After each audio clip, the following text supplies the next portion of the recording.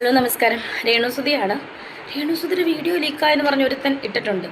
ഇവനൊക്കെ സബിനകത്ത് കയറിയിരുന്ന് ആസ്വദിച്ചിട്ടാണ് ഇവനൊക്കെ ഇങ്ങനെ പുറത്ത് വിടുന്നത്. സത്യം പറഞ്ഞാൽ അതൊരു ലൈവായിരുന്നു.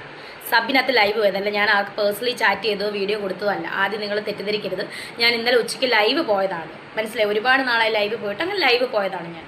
ആ ലൈവ് പോയ വീഡിയോ ആണ് ആസ്വദിച്ചിട്ട് സ്ക്രീൻഷോട്ട് എടുത്ത് പുറത്ത് വിട്ടേക്കുന്നത്.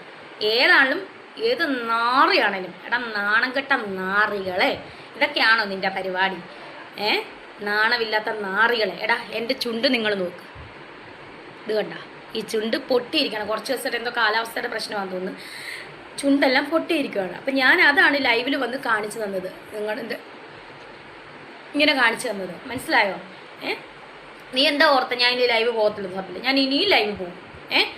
എനിക്ക് നിന്നെ പേടിച്ചിട്ടേ ലൈവ് പോകാതിരിക്കാൻ പറ്റത്തില്ല. നീ വന്ന് ഇനി സ്ക്രീൻഷോട്ട് എടുത്ത് പുറത്ത് വിടടാ. നീ